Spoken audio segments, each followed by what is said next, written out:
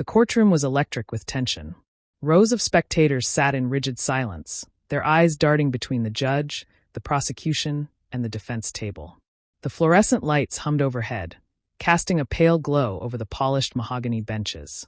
At the front of the room, Judge Eleanor Prescott adjusted her glasses and glanced impatiently at the clock. She was in her late 50s, with sharp blue eyes that had seen decades of trials. To her, this was just another case, another defendant, another plea, another sentencing. But today was different. Today, the defendant sitting before her wasn't just another name in the system. And today, the courtroom would witness a moment that would change everything. Across the room at the defense table stood Michael Grayson. He was tall, composed, dressed in a tailored charcoal suit. His dark hair was neatly combed back, his expression unreadable. He had the presence of a man who knew exactly what he was doing. Judge Prescott barely gave him a second glance. To her, he was just another white-collar criminal, another fraudster trying to worm his way out of justice. She sighed and flipped open the case file. "Well, well," she murmured loud enough for the courtroom to hear. Another businessman who thought he could cheat the system. The prosecutor, a middle-aged man with thinning hair, smirked slightly but said nothing. A few jurors exchanged glances, sensing the judge's mood. Michael remained still, his hands folded on the table. He didn't react to her words, didn't flinch at her tone. Instead, he waited. Judge Prescott leaned forward, her voice laced with sarcasm. "Let me guess. You're here to claim innocence, that this is all some grand misunderstanding." A few chuckles rippled through the spectators, but Michael simply smiled. A slow, deliberate smile, one that hinted at something none of them could see coming. The prosecutor cleared his throat and began. "Your Honor, the defendant, Mr. Grayson." Judge Prescott held up a hand, cutting him off. "Enough. Mr. Grayson, do you have anything to say for yourself before we proceed?" Michael exhaled, then reached into his suit pocket. The bailiff immediately tensed. The judge narrowed her eyes, prepared to reprimand him. But then, Michael pulled out a single sheet of crisp, official-looking paper and laid it on the table. He slid it forward, his fingers barely brushing the edge of the document.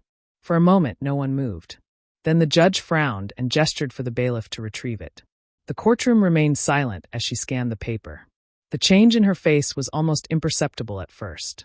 But then her expression shifted, from irritation to confusion, then to something close to fear. The prosecutor's smirk vanished. "Your Honor," he asked hesitantly. Judge Prescott swallowed hard, her fingers tightening around the document. She looked up at Michael, and for the first time, she saw him differently. Michael leaned forward slightly, his voice smooth and unwavering. "Your Honor, before we continue, I'd like to introduce myself properly." The room held its breath.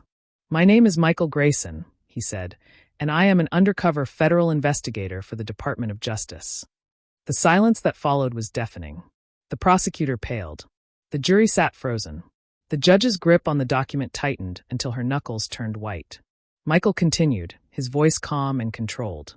"This entire case has been a setup, a sting operation to expose corruption in the judicial system. Specifically, Your Honor, to expose you." Judge Prescott's breath hitched.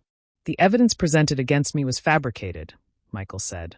"And we have proof, emails, bank transactions, witness testimonies, all linking you to case tampering, bribery, and judicial misconduct." The courtroom was now a sea of stunned faces. The reporters in the back scrambled for their notepads. Michael nodded toward the doors. "As we speak, federal agents are waiting outside to take you into custody." The judge's mouth opened, then closed. She looked toward the prosecutor for support, but he was already reaching for his own files, frantically flipping through them, realizing he had been played as well. "You thought this was just another trial," Michael said, standing.